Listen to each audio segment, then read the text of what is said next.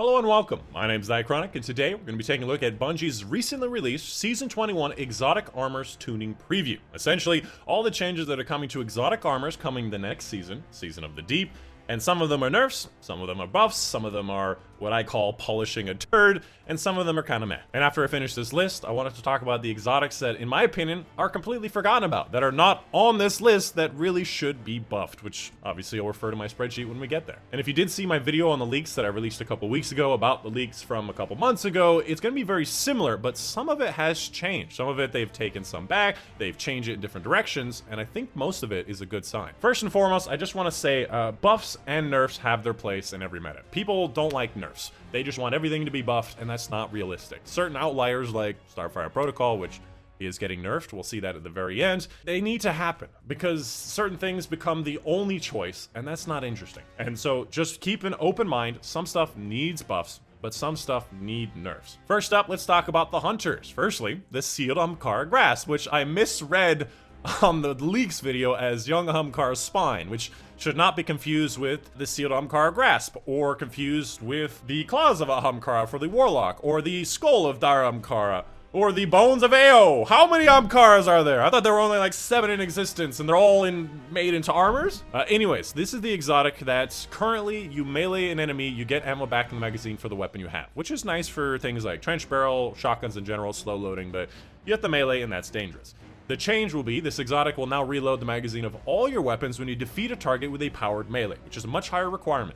And for 5 seconds after dealing melee damage, which I assume it's separate after dealing just any melee damage, you gain increased movement speed and jump height, which is much better than I originally thought it was, which may replace it as Stompies, because Stompies is getting a little bit nerfed and slightly buffed. But I still don't think it's going to be very good. You still have to get in melee range to get that movement speed. I don't know how long it's going to last. After that, Athos' Embrace, an exotic that I would consider like top 10, like it's a pretty good exotic. It's the exotic where you get an additional bounce on the weighted knife, which has really strong aim assistance, and even better with this exotic, getting rapid precision hits will make it so the knife does more damage to one shot in the body in Crucible and do a ridiculous amount of damage in PvE, and the change is gain additional strength while the exotic's weighted knife damage bonus is active, which I guess is good, it's just not very interesting. After that, Oathkeeper, an exotic that I do believe is a little tuned, especially in PvE. It's just absolutely useless, where fully drawn bows will be able to hold indefinitely. In PvE, that's not very useful. They're going to make a change where just in PvE, bows get bonus damage against combatants, which combatants means PvE, by the way, and it increases the longer you hold the draw, but deactivates after a few seconds. So more damage for bows by doing them slower, and I'm like, if you're in PvE on a hunter, you're probably going to be using a super-based exotic, because supers are the best on hunters. That is their entire thing. Glass cannon, DPS class, ridiculous fuck-off supers, right? I don't think this is going to be enough, but it is the only bow exotic. After that, Rage-Use Harness, a super-based exotic, by the way. It's going to be that one with Arc Staff where your guarding reduces your energy slower, and you deactivate it early to get a lot of super energy back, allowing you to basically see like an enemy rocket or a Nova Bomb, pop your super, deflect it, put the super away, and use it a lot more per match. But what they're doing with the changes is when you deactivate your Arc Staff super, you create a blinding explosion and temporarily increases your arc weapon damage, which I assume this arc weapon damage does not stack with all the other Surge mod stuff we'll see in a little bit, but blocking with the Whirlwind Guard no longer consumes energy more slowly, which I think is overall a nerf. It's good that, like, yes, you're encouraging us to deactivate the super and having more benefits to that, but the Whirlwind Guard part was actually really good too. It's kind of why we used it as well. After that, the Radiant Dance Machines, which I forgot how this thing works, to be honest with you. So for this exotic, the Dance, activating your dodge ability while near targets allows you to dodge additional times for a short period. I think this is like 15 meters, dodge 6 times per activation for 6 seconds. Okay, here's the problem. What does dodging 6 times give you? Furthermore, what does dodging 10 times give you? And the most obvious response is going to be Marksman's Dodge to reload your rockets, Reaper Armor Mod, which I've kind of forgotten what that is, and Powerful Attraction to get your orbs at a distance. And my opinion is like, this is never going to go down well. Imagine, for a moment, you're on DPS for Nezarec. You have 6 hunters, all with the Radiant Dance Machines, and they're all dodging in every different direction while y'all are all shooting rockets, because we're in a rocket meta.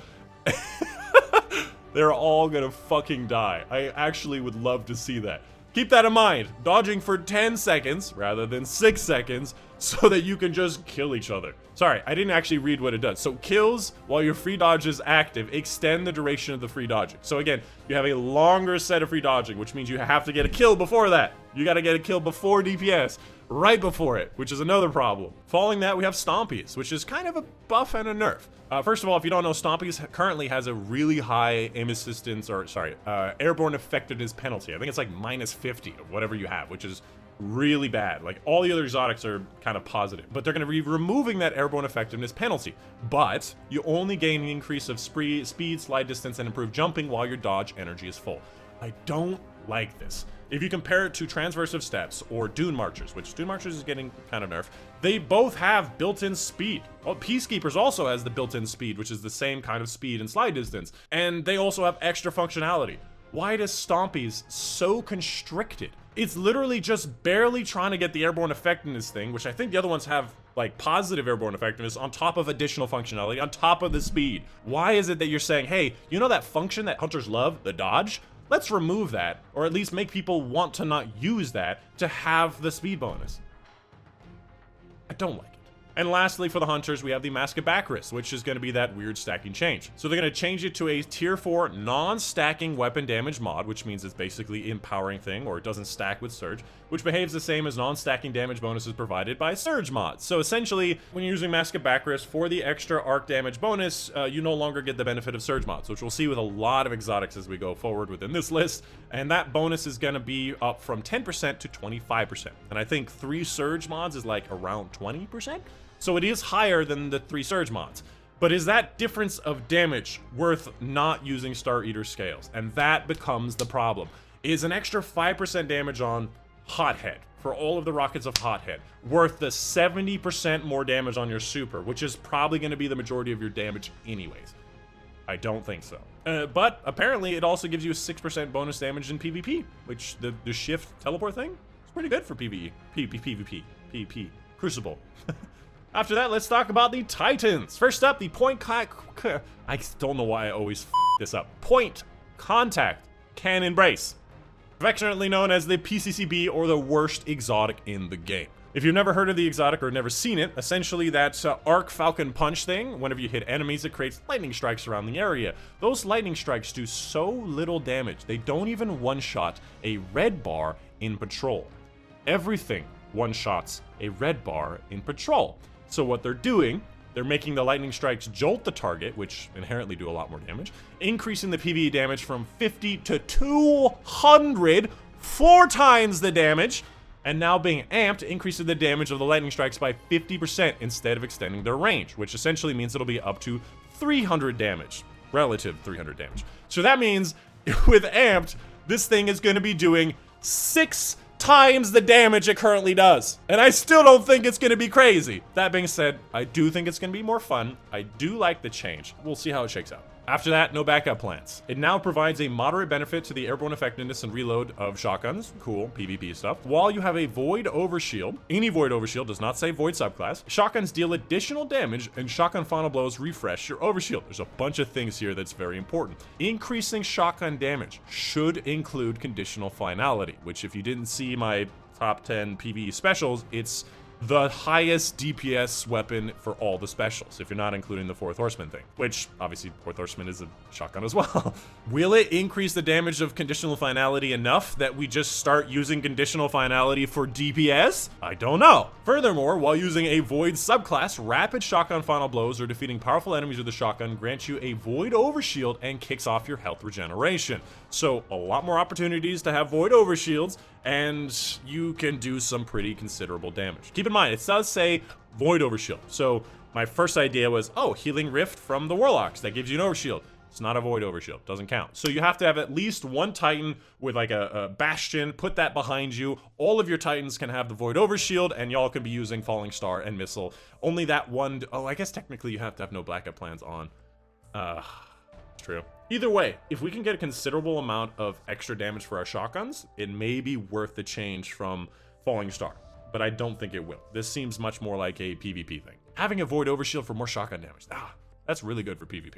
This will probably be the new hotness, if I'm going to be honest with you, for PvP, especially considering that Void Titans are really strong. It's like Missile, Void, Like, it's really strong. After that, we have Second Chance. That's going to be the one with the additional shield throw melee, and shield throw melee is now weaken enemies, more opportunities to weaken, which is nice, especially if you have something like volatile flow, although we do have the weaken grenades, we don't really need it. Stunning a barrier champion with your shield gives you your melee charge back, which is good, because depending on an ability to stun champions is undependable, which makes this more dependable, but I don't think I'll use it over Ursa Furiosa or something else. After that, we have the Stronghold, which I currently agree is somewhat of a weak exotic. Essentially maxes out all of your guard stats, meaning you block a lot of damage, it lasts a long time, and your energy dwindles very, very slowly. Keep in mind, I think that sword blocking is highly underrated. You can block a lot of damage, like 50% of damage in PvE. Let's say you also have Woven Mail on top of that. You're gonna basically never die, and it's fairly easy to block with a sword, even without max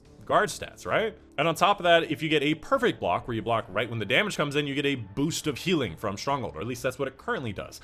They're gonna be swapping that over to a ×2 restoration after you stop blocking from blocking any damage, rather than just literally flickering your block until you get a perfect block, because that's what we were doing before, or currently. Now, there's a lot of reasons why I think this is really good. First of all, a continuous healing of Restoration 2. Keep in mind, Lorelei is a ×1, Sunspots are ×1 restoration.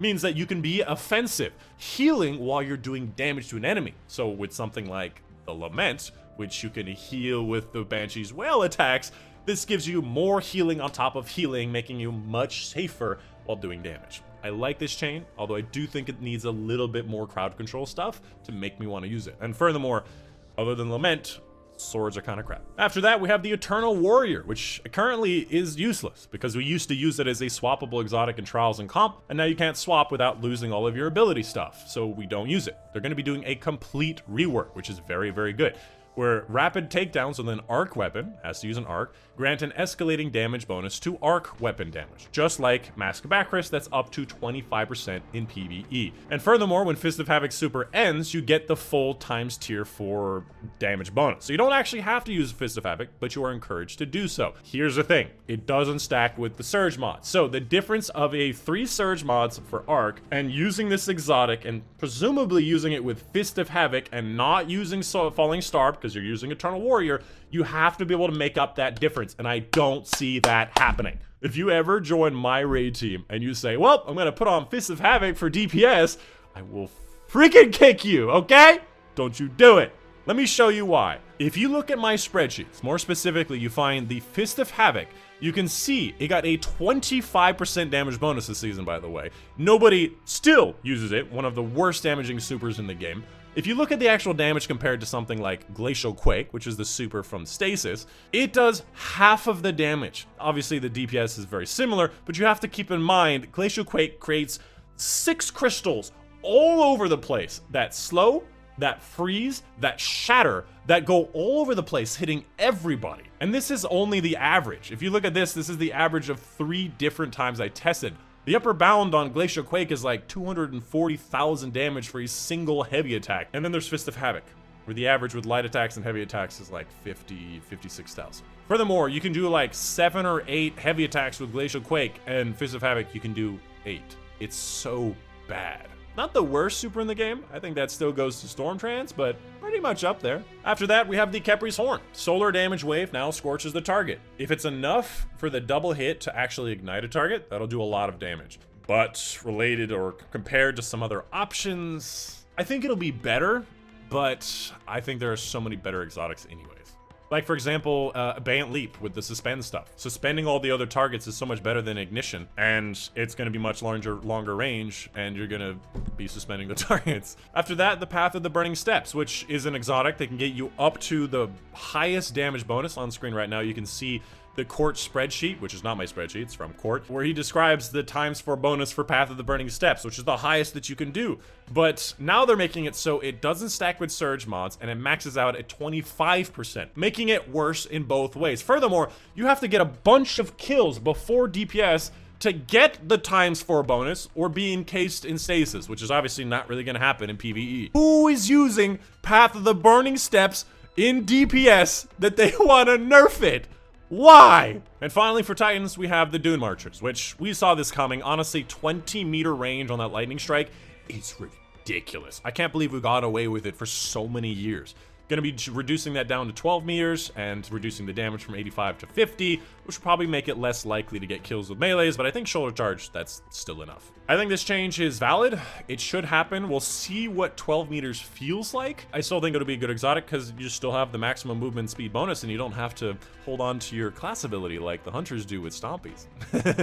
Up next, let's take a look at the warlocks. There's some pretty saucy ones, including the Starfire Protocol at the very bottom. First up, Vespers of Radius. An exotic, if you don't know, if you are near enemies, your rift charges really fast. And if you're near like 3 enemies for the full time you're in a rift, you get the full rift back. So easy rifts. And the change that they want is your rifts emit an arc shockwave every 5 seconds, so that's like probably 4 times over the time it's there, and does 70 damage in PvP, and obviously more damage in PvE, and enemies defeated by the shockwave explode for an additional 100 damage. And if you have an arc subclass equipped, you'll also blind enemies. So you don't actually have to be on arc, which actually makes this nice, especially if you've seen that, I forget the name of it. It's the stasis thing where your class ability rift just freezes targets nearby. People love that, and that's what this is trying to do, although with damage, with blind effects, but it has to compete, in my opinion, with Stag, and I don't think that this is better than Stag, but we'll see. After that, Chromatic Fire. That's the thing where kinetic weapon kills or headshots give you an explosion dragonfly in that effect, and also now, with this change,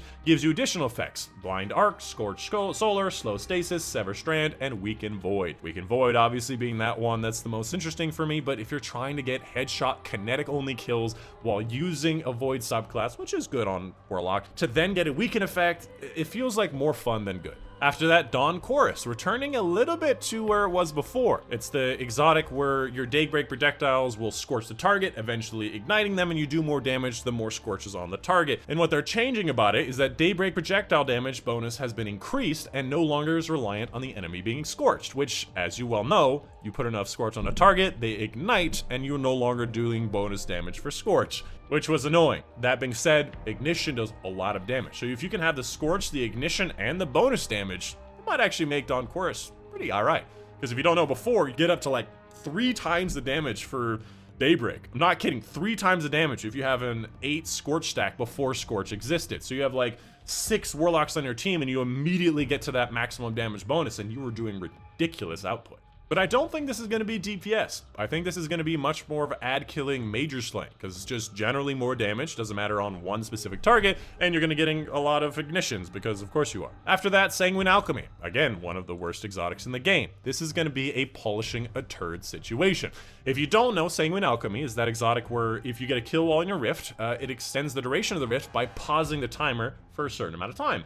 It does not work with well, and pausing the duration of a rift standing in one location for a really long time is like, it's so boring, and it's not really that helpful. So what they're going to be doing is standing in a rift grants a non-stacking damage bonus, meaning it doesn't stack with Empowering or the Surge mods, and it has to match your subclass damage type. So if you're on Solar subclass, using a Solar weapon. And this damage bonus is equivalent to 2 Surge leg mods. It's not even 3 Surge leg mods. Can you believe that? I can't. So here's the thing. It encourages you to use Healing Rift and get some damage bonus with it and make that last a long time. Maybe as like a kind of alternative to... maybe as an alternative to the Well. But we still have Well of Radiance, which is just better. And again, it removes the damage surge stuff. I could put a Well of Radiance down and use surge mods. What's the point? Unless they're making Well of Radiance not stack with surge mods, which maybe they're doing. After that, the Claws of Ahamkara, an exotic that gives you an additional melee for every single one of the 5 subclasses. Ophidia Spaith is just for Solar, and they're buffing Claws of Ahamkara. Powered melee kills create an Orb of Power. When Heavy-Handed is equipped, increase the potency of orb spawn, but no more than 1 orb per takedown. Cool. It's an exotic that is not being used that much, but not for this reason. It's not been used much because the melees for Warlocks are not that great. The best are going to be the Arc Ball Lightning and the Celestial Fire from Solar, and those aren't crazy like they used to be. That's why we don't see this exotic very much. I don't think an Orb of Power is really going to make a big difference. And what you're saying is I'm going to be using this in PvE?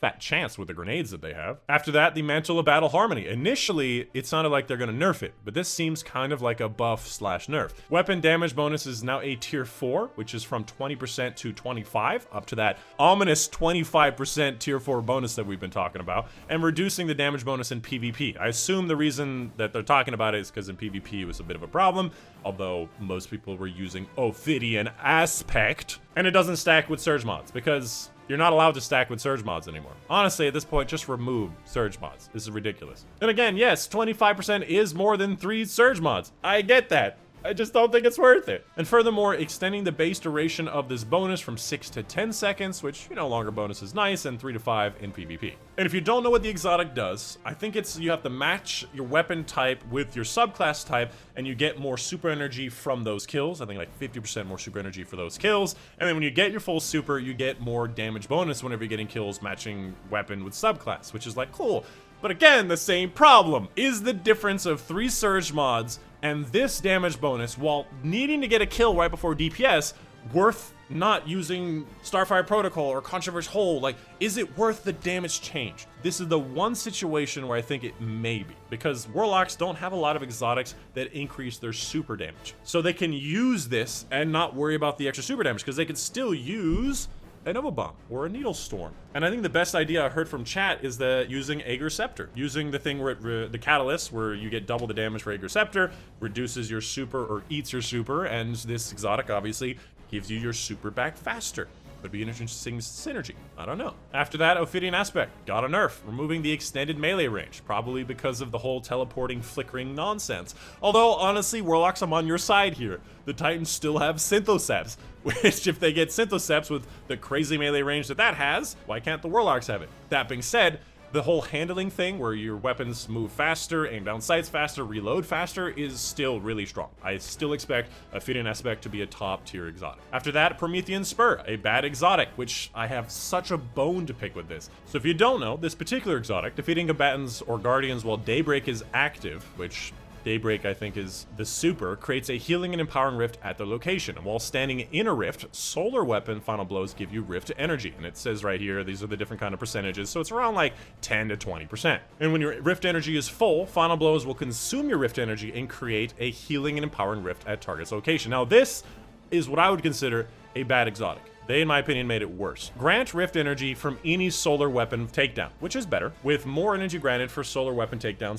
while standing in a rift, which I assume is going to be similar to the numbers that we have now. Also, you now have to be standing in a rift when you get a final blow for the exotic to consume your class ability to create a rift at target's location. So, presumably, you have to put down your own rift, meaning that your rift energy is at 0. You have to be using a solar weapon, say you're using Sunshot. It gives you around 10 to 20% per kill. So you have to get 5 to 10 kills while standing in your rift, while the rift is active, to get your full rift energy, to then get the bonus on the 11th kill to spawn an empowering and a healing rift at the location, which you then have to run to and do the same for the next one. That's so much work. That is so much work. And it depends on getting so many kills. Why? The only thing that makes this better is if you have a friend Warlock, so that you can be in a rift and then use their rift. But like, this is so much work. And finally, Starfire Protocol. We knew that it needed to be a nerf. This was a bit more than I expected, but I still expect it to be a good exotic. If you don't know, somehow don't know Starfire Protocol. Currently, when you're standing in an empowering rift and you do weapon damage, you get 20% of your grenade back. And if you're using the double exploding fusion grenades, which do a ridiculous amount of damage, and of course using Well, which is the best super in the game, and then when you get a fusion grenade kill, you get your full rift back. So you can just keep cycling fusion grenades, which do enough DPS with the cycle and with a horde on a target to literally out DPS the Lament. The Lament. And it's basically for free. You don't have to get a kill to get this going, and it works with your Well, it works with Empowering Rift. The only downside is you have to use Empowering Rift and not a Healing Rift. Now what they're going to be doing it is reducing the amount of energy gain per instance of damage from 20 to 2.5. That's a lot. I would have thought, my recommendation would be that it would be around 5 to 10% and then reduce the damage of that double exploding fusion grenade, but they did this way instead, which I think Wither Horde like hits like 14 times, which presuming that every hit of Wither Horde triggers this effect, which I don't think it does, I think it's probably every other hit, you can get around 35% of your grenade back. Quick maths, 2.5 times 14? Yeah, 35, yeah, 35%. I mean, that's presuming that it works. It's probably gonna be half that amount, because where the horde hits probably too frequently. Furthermore, empowered weapon kills now give you 20% grenade energy, so it's encouraging you to get more kills and less hits, which is a much higher requirement, but honestly very valid. Now we have to decide whether it's actually worth using an Empowering Rift and Starfire Protocol when we have to get kills with it to get those bonuses. It's hard to say. Keep in mind, well, still the best super in the game. Solar 3.0, still really strong. Double exploding fusion grenades, still really freaking strong. Is it gonna be better than other options? Controverse hold on Voidlock. Promethean, sorry, I read the screen. Please forgive me. Controverse hold on Void, Verity's Brow for grenade stuff might actually be better for this stuff now. My thought is that Starfire Protocol might still be a top 10 exotic because it's still an easy way to get more grenade energy, and that's still really nice to do. But I do think something like Verity's Brow is probably going to take over Voidlock stuff in general with Controverse hold, and maybe a new exotic that comes out next season. But Well and Solar will not leave Warlocks. You will still have to be the Well bitch. Sorry, it's just the way it is. And finally, let's talk about exotics that, in my opinion, need some help that Bungie has not talked about. First up, for the Titans, we have the Titans Ramparts. If you don't know, recently it got debuffed again, or nerfed, where any weapon, I think, crits the shield, making the shield so easy to destroy with Titans Ramparts that it stops becoming worth it. They really need to revamp it to make it not crazy like it was before, but still useful in PvP. After that, Icefall Mantles. There is literally one person that I've ever known in existence that's like this exotic. It makes it so you're really slow, and that overshield is really not that significant compared to a lot of other exotics. Can you imagine that no backup plans got reworked and is probably going to be really good compared to Icefall Mantles? Next up, Severance Enclosure. A good example of an exotic that probably a decent amount of people like because it creates explosions, specifically probably using it with Bonk Hammer, because powered melee kills, you can pick up the Bonk Hammer and keep using it for more explosions. Here's the problem. You're creating a sunspot at that location, which heals you and deals damage to everybody around you. Severance Explosion doesn't matter because the sunspot's probably going to kill them anyways. So the best way to use it is a way that doesn't really have that much use. It is fun, but I do think it needs something a bit more. And frankly, the explosion radius is just not big enough. Up next for the Warlocks. First up, Apotheosis Veil. It's an exotic. When you use your super, after the super ends, you get a bunch of ability energy. And I think you also give your allies their class abilities faster. And every time I read this, I'm like, in what world does that make a big difference? After using your super, which presumably kills a whole bunch of enemies, are you like, oh, thank God I've got my grenade? So here's my recommendation to Bungie. Make it so abilities actually do better in general, something within the neutral game. Let's say ability kills give you more super energy, or maybe ability hits gives you super energy. That would be like, at the end of my super, I'm like, thank God I have my abilities so I can get my super again and then get my abilities again. That would be cooler. And frankly, other than that, obviously we already talked about Sanguine Alchemy, Warlocks don't really have that many bad exotics. They have a lot of really average exotics, where the Titans and Hunters have a lot of really good ones and really bad ones. The Warlocks just kind of have a lot of average to above average stuff, which is why you see the average here at 6.7 is so much higher than that of the Titans, which at 5.8, and the Hunters at like 6.0. And finally, let's talk about the Hunter exotics. First up, Blight Ranger. You reflect attacks with the Whirlwind Guard on Arcstaff back to the enemy, doing a lot more damage, which is not a lot of damage. The enemies don't do a lot of damage because Guardians don't have a lot of health, but they've scaled it in a way that still doesn't feel worth it. And furthermore, when an enemy's attack hits them, they stagger and flinch. You got an ogre in front of you, you're like, oh good, this is gonna be a lot of damage to deal against him. He's gonna shoot you, hit him, and he's gonna go, oh, I'm getting hit, and stop doing damage. It literally causes its own problem. But I have an idea. I have an idea that would be really cool. What if instead of reflecting a lot of damage, you absorb the damage, and at the end of the super, when you hit deactivate or it ends, you just fire a big fuck off laser in front of you. Like, maybe in many different directions all at once. That could be pretty cool. It defends your team. It gives you some damage options. And the way that you could do it is it should be based on the number of stacks rather than the amount of damage you take, up to a maximum number of stacks, which allows Bungie to very clearly control the maximum damage output, which I think would be cool. Why not? You'd be like absorbing energy like lightning strikes and then just releasing them back into the wild. And I still don't think it would be a top tier exotic with starter scales out there, because again, they would probably tightly control how much the top stacks would do. After that, we have the Guizin Vest, which I think Dado pronounces it Guishin Vest. It just makes Spectral Blades better. And with Spectral Blades not being very good, it's not very good. It highly depends on Spectral Blades. It could do something else on top of that. I'm not exactly sure, but I do know the Spectral Blades is getting a buff. I think it has this weaken effect that it casts. I still don't think it's going to be crazy, and I still think it's more of a PvP kind of super, but we will see. I don't think it's going to be better than Mobius Tether for damage, and that's what it has to compete with on Void. So either Grecian Vest or Spectrals has to get good enough. And of course, the poster boy for bad exotic, we have, well, other than the PCCB, we have Ophidian Spade, which again, I want to remind you, Claws of Amkara has double melee for every subclass and now got buffed with the extra orb generation. Ophidian Spade has an additional knife for solar only, with nothing else. When we have knife exotics like Athers' Embrace doing ridiculous damage, Caliban's Hand making regeneration, Young Umkar's Spine with the knife and the trip mine stuff, Ophidian Spade is bad. But I have an idea. It's literally just the first idea that came to my mind, but what if it had a stacking damage bonus to precision hits with the knife? So every time you get a precision hit with the knife, which obviously double knife means you're getting overflow charging and a lot of knives, gives you more and more stacks of damage. You have to get a precision hit, not a kill, but a precision hit with those knives. And if you keep getting consecutive hits up to 5 stacks, at the end, that 5th stack, that knife is a big ass explosion or something, and then it resets back to 0.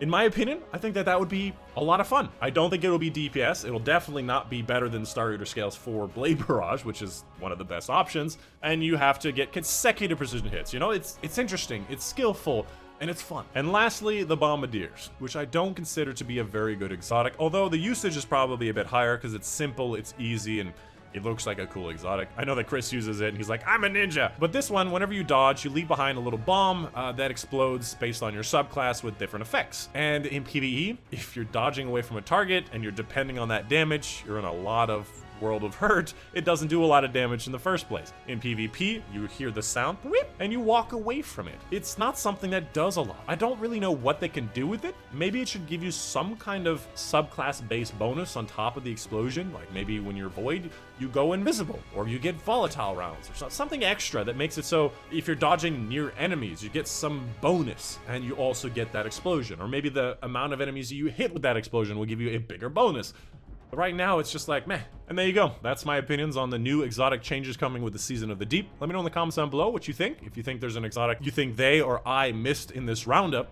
Yeah, hope you guys enjoy. My name's Dychronic. I'll see you guys on the next one.